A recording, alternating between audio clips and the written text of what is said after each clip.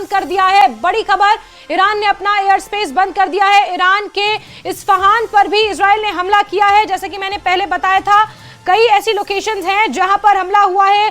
कोम है, खुरामाबाद है, इस्फहान है, तेहरान है, ये वो लोकेशंस हैं जहां पर ये स्ट्राइक्स हुई हैं। जी अबू।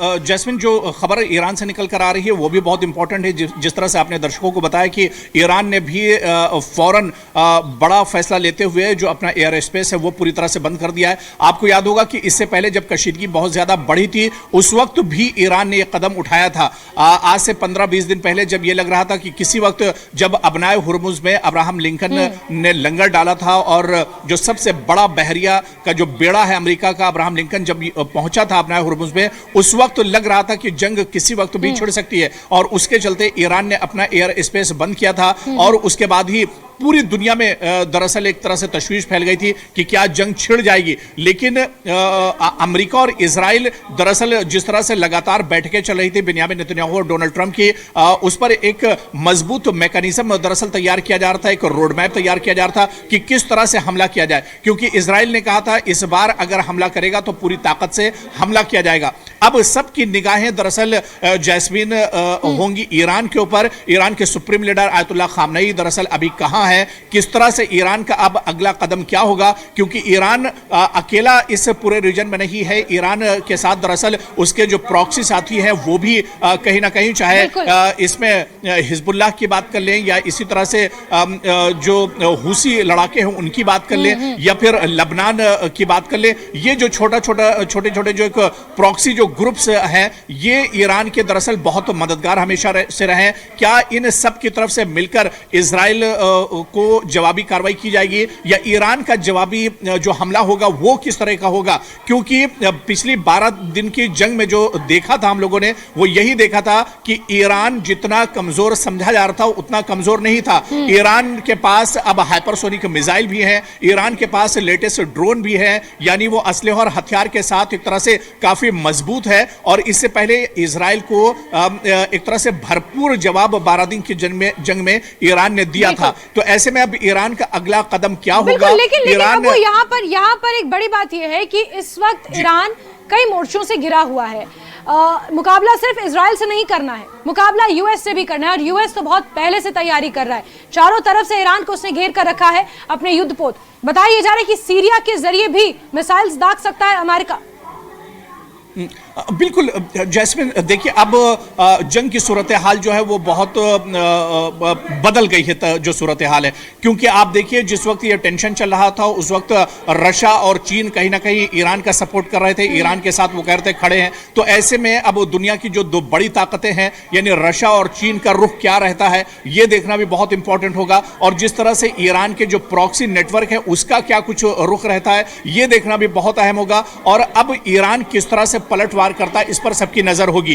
क्या इजराइल और अमेरिका ने तमाम चीजों को लेकर एक रणनीति बनाई है? क्या एक मजबूत मैकेनिज्म इजराइल और अमेरिका ने इस हमले से पहले तैयार किया है? यह देखना भी बहुत अहम होगा। क्योंकि अब ईरान की तरफ से अगर पलटवार होता है तो यह कितना मजबूत होगा, किस तरह से हमला होगा? क्योंकि इससे पहले जैस्मिन आपको याद होगा कि ईरान के supreme leader Ayatollah Ali Khamenei ने कहा था। इस वक्त हमारे साथ अबू फोन लाइन पर जुड़े हुए हैं, रक्षा विशेषज्ञ हैं, वो हमें और बेहतर समझा पाएंगे।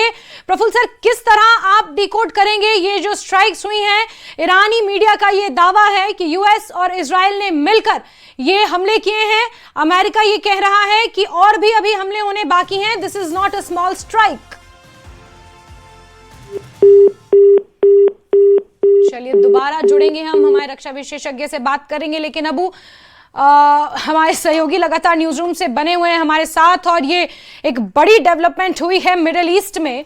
जिस तरह से ये धमाके और ये इजराइल ने स्ट्राइक की है, बताया जा रहा है कि यूएस के साथ मिलकर इजराइल ने ये हमला किया। अबू मेरा सवाल ये था कि इस बार मुकाबला सिर्फ इजराइल से नहीं है। ईरान ने जो 12 दिन की जंग में जो ताबड़तोड़ जवाब दिया था, मुंहतोड़ जवाब दिया था, लेकिन इस वक्त मुकाबला सिर्फ इजराइल से नहीं है, अमेरिका भी साथ में है। क्योंकि इजराइल ये दावा कर चुका है कि दुनिया की महाशक्ति इस वक्त उनके साथ खड़ी है।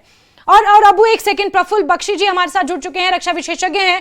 प्रफुल्ल बख्शी जी, मैं आपका स्वागत करती हूं। लेकिन इस बीच जो ये डेवलपमेंट हुई है, किस तरह आप इसे देख रहे हैं और क्या इसे फुल फ्लेजेड वॉर करार दे दिया जाए? आप किस अफगानिस्तान और पाकिस्तान की बात कर रही हैं? नहीं सर, ये जो अभी हमला हुआ, इजराइल ने ईरान पर 30 से ज्यादा आईडीएफ ने हमले कर दिए हैं, खamenei का घर तक उड़ा दिया है। अच्छा, एब्सोल्युटली करेक्ट। जो खमीनी का घर जो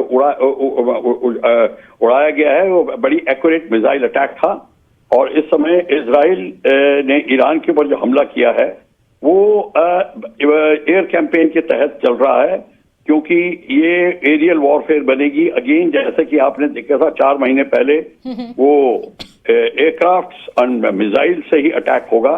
इजराइल के पास, ईरान के पास में लॉन्ग रेंज मिसाइल हैं, पर एक्यूरेसी इजराइल ज्यादा है, हालांकि ईरान के पास भी हैं।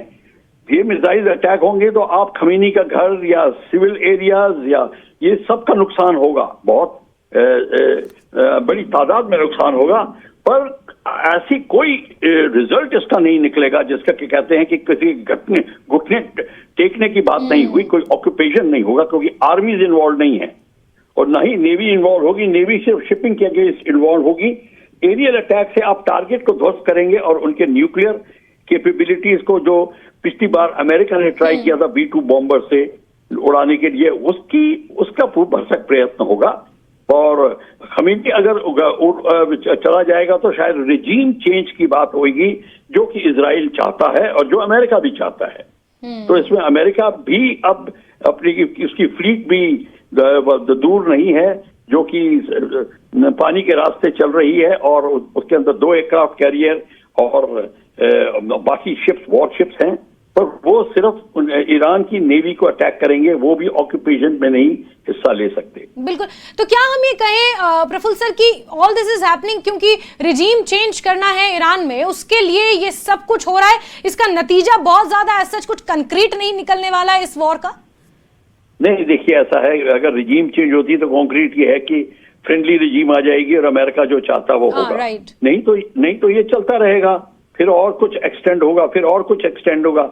ये पर इसमें जान माल का बहुत नुकसान होगा, ह्यूमैनिटी का नुकसान होगा, ये बात मान के चलिए। और खमीनी की वहां पे भी उसके खिलाफत बहुत थी, हालांकि जो उसकी रॉयल गार्ड्स हैं वो तत्पर हैं, कोई अटैक वगैरह हो, पर वो कुछ मेजर रोल नहीं प्ले कर सकते इस गेम में। हाँ, ईरान में इस समय खमीनी के खिलाफ बहुत मूवमेंट चल रही है, और मोसाद ने बड़े अपने ठिकाने स्ट्रॉन्ग कर दिए हैं, वो भी इस गेम में बहुत जिसको कहते हैं कि हाथ बटा रहे हैं।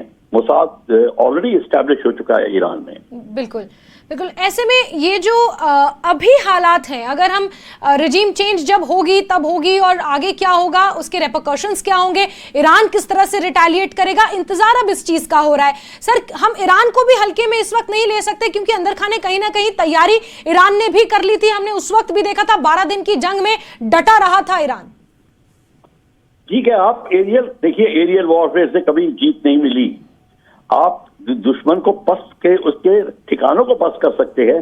सेकेंड वर्ल्ड वॉर के 3-4 उदाहरण ले लीजिए आप, चाहे बर्लिन पे अटैक, चाहे लंदन पे अटैक, चाहे वियतनाम पे अटैक, ध्वस्त कर दिए, फिर भी घुटने नहीं टेके जाते, क्योंकि फाइटिंग स्पिरिट और बढ़ जाती है। आपकी जीत तब होती है जब आप जर और जमीन पे ऑक्यूपाई करें, वो नहीं हो रही। हाँ, उनके कर लेंगे, कुछ उनकी शिपिंग को रोक लेंगे, ये जरूर होगा।